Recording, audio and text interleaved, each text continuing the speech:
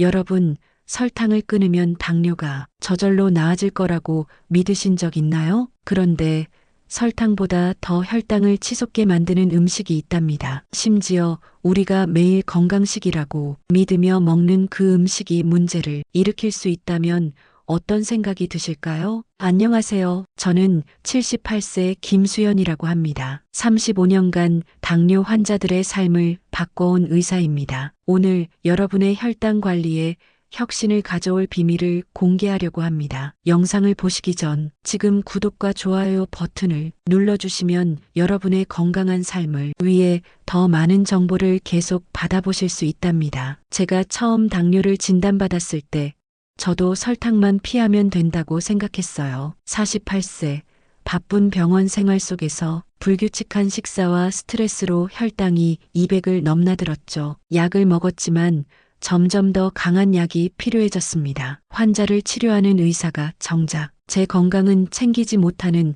아이러니한 상황이었어요. 그러던 어느 날 87세의 환자분 박정옥 할머니께서 저에게 물으셨습니다. 선생님, 왜 약만 권하시나요? 음식이 약이 될 수 있지 않나요? 그 한마디가 제 인생을 바꿨습니다. 평생 약 없이 건강하게 사셨다는 할머니의 이야기는 저에게 큰 깨달음을 주었죠. 그 후 저는 15년간 연구와 실험을 거듭하며 혈당을 안정시키는 방법을 찾아냈습니다. 책상 위의 이론이 아니라 제 몸과 수백 명의 환자들과 함께 증명한 방법들입니다. 놀랍게도 작은 변화들이 큰 차이를 만들더군요. 예를 들어 식사 전에 브로콜리 한 접시를 먼저 먹는 것, 과일을 먹는 시간을 조절하는 것, 그리고 간식으로 과자 대신 견과류 한 줌을 선택하는 것. 이런 습관들이 모여 제 혈당은 약 없이도 안정되었습니다. 지금 제 공복 혈당은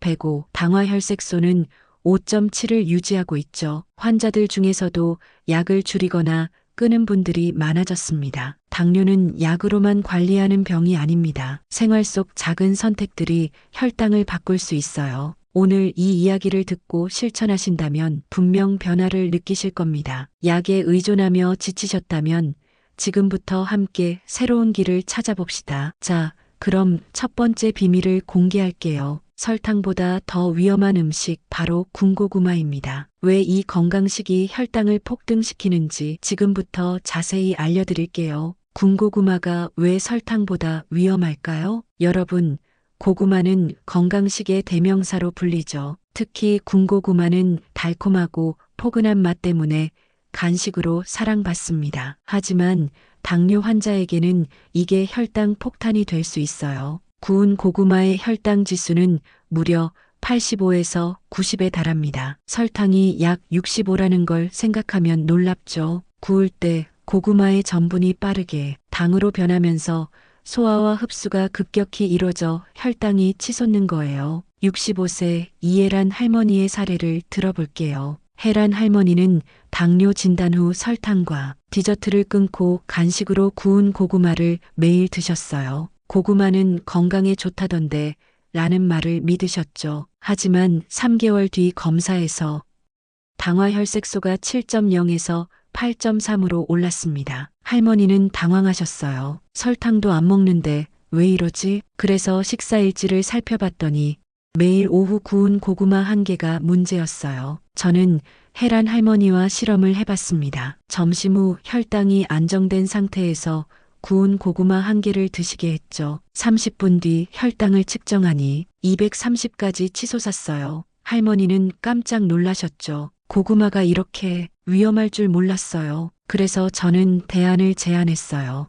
구운 고구마 대신 찐 고구마를, 그것도 80g 이하로 소량만 드시라고요. 찐 고구마는 전분 구조가 덜 파괴되어 혈당 상승이 훨씬 완만하거든요. 그리고 절대 공복에 먹지 말라고 당부했어요. 공복엔 어떤 음식이든 혈당을 더 빨리 올립니다. 혜란 할머니는 찐 고구마 반 개를 식후 간식으로 바꿨고 2개월 뒤 당화혈색소가 6.5로 떨어졌어요.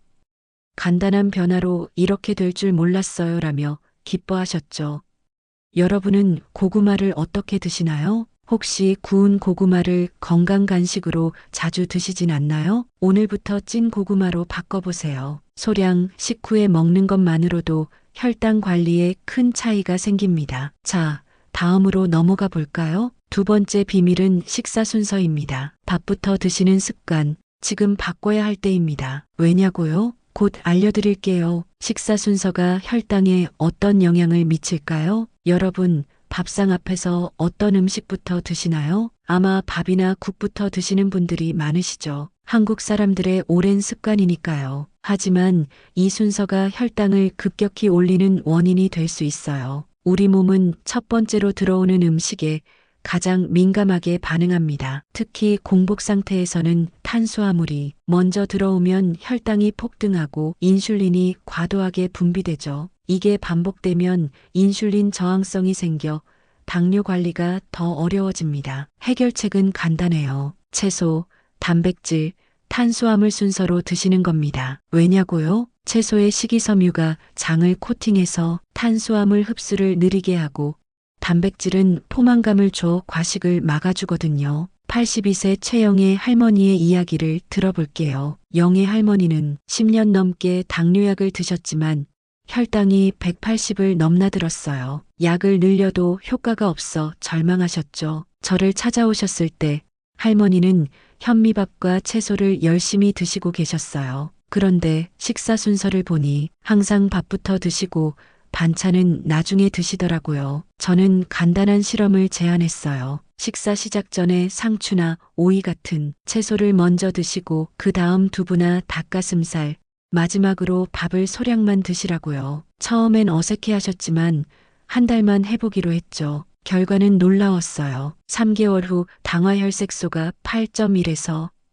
6.3으로 떨어졌고 약 용량도 절반으로 줄었어요. 영애 할머니는 웃으며 말씀하셨어요. 선생님, 밥을 나중에 먹는 게 이렇게 큰 차이를 만들다니 10년 동안 몰랐던 비밀이었어요. 일본의 한 연구에서도 식사 순서를 바꾸면 식후 혈당이 평균 35% 낮아진다고 나왔어요. 실천은 간단합니다. 아침엔 브로콜리나 상추를 먼저 드세요. 단백질은 계란이나 생선, 그리고 밥은 마지막에 조금만. 양념도 주의하세요. 고추장이나 설탕 든 소스는 피하는 게 좋아요. 저도 매일 아침 오이 반 개와 두부를 먼저 먹고 잡곡밥은 한두 숟갈만 먹어요. 이 습관 덕에 제 식후 혈당은 140을 넘지 않아요. 여러분, 오늘 저녁부터 채소 먼저 드시는 습관 시작해보지 않겠어요? 다음은 과일에 대한 이야기예요. 과일이 정말 건강에 좋기만 할까요? 과일은 건강의 상징처럼 여겨지죠.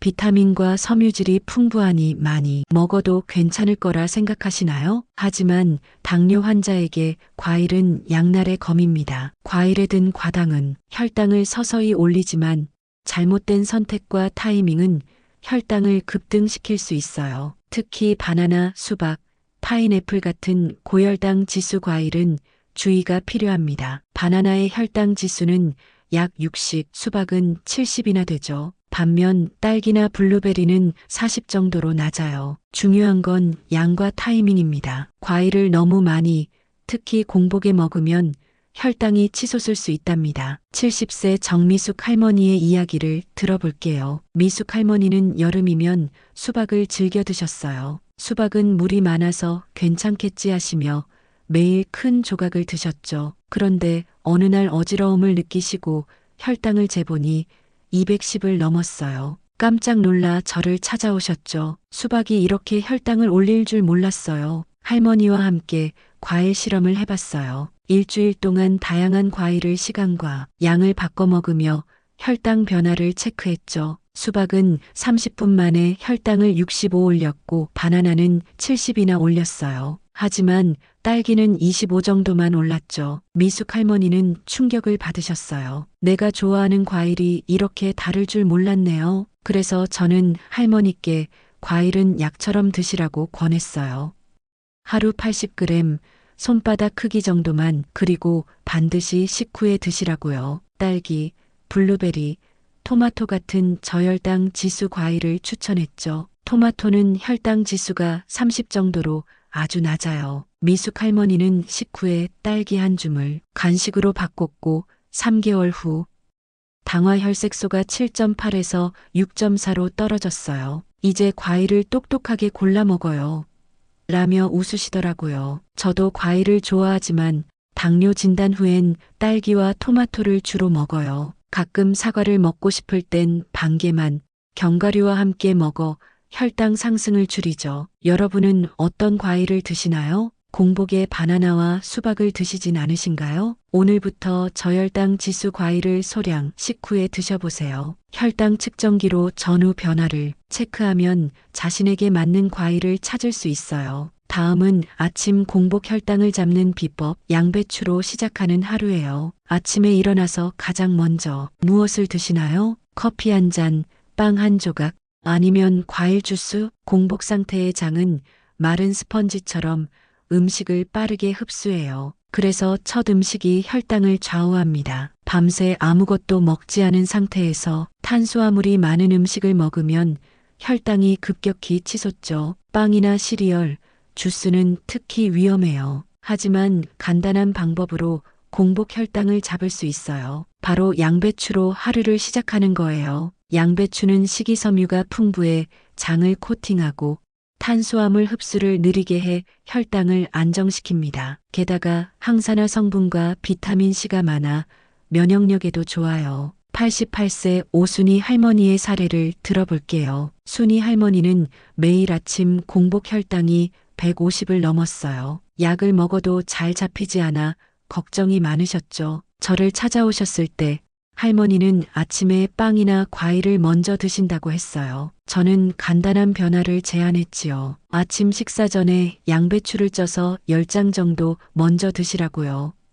처음엔 반신반의 하셨어요. 양배추가 뭐 대단한 효과가 있겠어요? 하시면서요. 그래도 한 달만 해보기로 했죠. 양배추를 쪄서 10분 정도 기다린 후 평소 아침을 드셨어요. 일주일 뒤 공복 혈당이 120으로 떨어졌어요. 한 달 뒤엔 110 이하로 안정됐죠. 할머니는 놀라서 다시 측정해 보셨지만 결과는 똑같았어요. 선생님, 양배추가 이렇게 큰 차이를 만들다니 약 늘리는 것보다 훨씬 낫네요. 라며 기뻐하셨어요. 양배추 찌는 법은 간단해요. 손바닥 크기로 자른 양배추 10장을 접시에 담고 물을 살짝 뿌린 뒤 전자레인지에서 3분 조리하면 끝. 맛을 위해 올리브 오일이나 된장을 살짝 올려도 좋아요. 단 나트륨이 많으니 1티스푼만 쓰세요. 저도 매일 아침 양배추로 시작해요. 전날 저녁 미리 쪄두면 바쁜 아침에도 편리하죠. 이 습관 덕에 제 공복 혈당은 100 이하로 유지돼요. 여러분, 아침 첫 음식이 뭔가요? 빵이나 주스를 드신다면 내일부터 양배추로 바꿔보세요. 다음은 간식 선택의 비밀입니다. 배고픔을 잡아주는 건강한 간식, 뭘 골라야 할까요? 배고프실 때 어떤 간식을 드시나요? 당뇨 환자분들께 허기는 큰 적이에요. 식사 사이에 찾아오는 배고픔 때문에 자꾸 군것질하게 되고 그게 혈당을 망치죠. 많은 분들이 과자나 떡 같은 간식을 건강하다고 생각하시지만 사실 이건 혈당에 별 도움이 안 돼요. 왜냐고요? 지방이 부족하면 포만감이 빨리 사라져서 또 먹고 싶어지거든요. 건강한 지방이 든 간식은 포만감을 오래 유지시켜 과식을 막고 혈당을 안정시키는 비결이에요. 물론 모든 지방이 좋은 건 아니에요. 아보카도, 견과류, 올리브 오일 같은 건강한 지방을 골라야 합니다. 67세 박금순 할머니의 이야기를 들어볼게요. 금순 할머니는 다이어트를 위해 저지방 간식만 드셨어요. 쌀과자나 저지방 요거트를 주로 먹었죠. 하지만 항상 배가 고프셔서 결국 밥을 더 먹게 되셨고 혈당은 200을 넘나들었어요. 선생님, 가벼운 간식만 먹는데 왜 자꾸 배고프고 혈당이 오를까요? 하시며 답답해 하셨어요. 저는 건강한 지방이 든 간식을 제안했어요. 예를 들어 아보카도 반쪽이나 호두 한 줌 또는 사과 조각에 땅콩 버터를 살짝 발라 드시라고요. 처음엔 지방이 살찔까봐 걱정하셨죠. 하지만 저는 설명했어요. 적절한 지방은 칼로리 섭취를 줄이고 혈당을 안정시켜요. 한 달 뒤 금순 할머니는 허기가 줄어들었고 자연스럽게 식사량도 줄었어요. 혈당은 140 이하로 안정됐고 체중도 2kg 빠졌죠. 이제 간식 한 번 먹으면 4시간은 든든해요라며 기뻐하셨어요. 아보카도나 견과류는 섬유질과 단백질이 풍부해 혈당을 천천히 올려요. 호두나 아몬드는 하루 한 줌 약 20g이 적당해요. 저도 출출할 때 아보카도 반쪽이나 삶은 계란을 먹어요. 땅콩 버터를 사과에 발라 먹으면 달콤하면서도 포만감이 오래가죠. 여러분은 어떤 간식을 드시나요? 저지방 크래커나 떡을 자주 드신다면 오늘부터 건강한 지방이 든 간식으로 바꿔보세요. 다음은 이 모든 걸 하나로 묶는 이야기예요. 작은 변화가 어떻게 큰 차이를 만드는지 함께 정리해 볼게요. 지금까지 설탕보다 위험한 음식들과 혈당을 잡는 비법을 나눴어요. 어때요? 생각보다 간단한 방법들이죠? 당뇨 관리는 거창한 게 아니라 매일의 작은 선택에서 시작됩니다. 구운 고구마 대신 찐 고구마 소량, 식사 순서를 채소, 단백질, 탄수화물로 바꾸기, 저혈당 지수 과일을 식후에 적당히, 아침엔 양배추로 시작, 그리고 건강한 지방이 든 간식 선택. 이 5가지가 모이면 혈당이 달라져요. 40년 넘게 환자들을 만나며 확신했어요. 당뇨는 절망이 아니라 새로운 시작이에요. 여러분의 생활 습관을 바꾸는 신호라고 생각해요. 75세 윤정자 할머니의 이야기가 큰 힘이 됐어요. 정자 할머니는 15년간 당뇨약에 의존하셨죠. 혈당이 200을 넘고 약 부작용으로 늘 피곤하셨어요. 저를 찾아오셨을 때 할머니는 이제 나이 들었으니 어쩔 수 없나 봐요라며 한숨 쉬셨어요. 하지만 저는 포기하지 말자고 했죠. 식사 순서부터 바꿔보자고 제안했어요. 아침엔 양배추 찜 10장, 점심엔 상추와 닭가슴살 먼저, 밥은 마지막에 조금, 간식으론 아보카도나 호두 한 줌을 드셨어요. 처음엔 귀찮아 하셨지만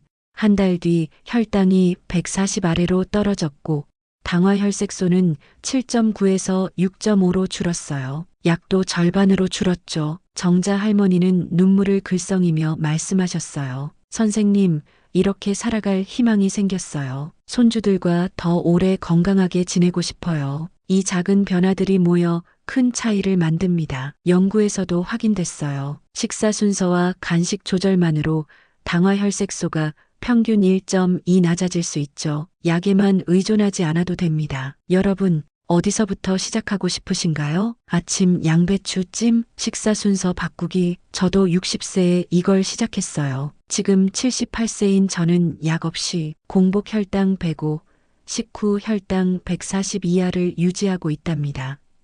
여러분도 할 수 있어요. 오늘 저녁 채소부터 드시는 걸로 시작해 보세요. 다음은 이 모든 걸 하나로 묶는 마지막 이야기입니다. 당뇨를 이기는 희망의 메시지 함께 들어볼까요? 자, 오늘 함께 나눈 이야기 기억나시죠? 당뇨는 설탕만 피한다고 해결되는 게 아니에요. 구운 고구마 대신 찐 고구마를 소량, 식사 순서를 채소, 단백질, 탄수화물로, 과일은 딸기나 블루베리 같은 저혈당 지수 과일을 식후에 적당히, 아침은 양배추 찜으로 시작, 그리고 간식은 아보카도나 견과류 같은 건강한 지방으로 바꾸는 거예요. 이 5가지 작은 습관이 모여 혈당을 바꿉니다. 35년간 환자들을 만나며 확신했어요. 당뇨는 평생 약에 의존해야 하는 병이 아니에요. 여러분의 손으로 바꿀 수 있는 새로운 시작이에요. 80세 이옥분 할머니를 마지막으로 소개할게요. 옥분 할머니는 20년 넘게 당뇨로 고생하셨어요. 혈당이 220을 넘고 약 부작용으로 다리가 저리셨죠. 이제 늙었으니 포기해야 하나 하셨지만 저는 희망을 드리고 싶었어요. 양배추 찜으로 아침을 시작하고 식사 순서를 바꾸고 간식으로 호두나 아보카도를 드셨어요. 3개월 뒤 혈당이 130 아래로 떨어졌고 당화혈색소는 8.0에서 6.2로 줄었어요. 약도 절반으로 줄였죠. 할머니는 손주들에게 전화하며 말씀하셨어요. 이제 더 건강하게 오래 살 수 있을 것 같아. 그 미소가 저를 뭉클하게 했어요. 여러분, 건강은 가장 큰 재산이에요. 돈이나 명예도 건강 없이는 의미 없죠. 저도 48세에 당뇨를 진단받고 좌절했지만 78세인 지금 약 없이 건강하게 살아갑니다. 여러분도 지금 시작하세요. 나이, 시간, 아무 핑계도 필요 없어요. 오늘 저녁 채소부터 드시는 걸로 첫걸음을 내디뎌 보시고 좋아진 점 댓글로 공유해 주세요. 그리고 구독과 좋아요 눌러주시면 빠른 시일에 좋은 정보 또 가지고 올게요. 감사합니다.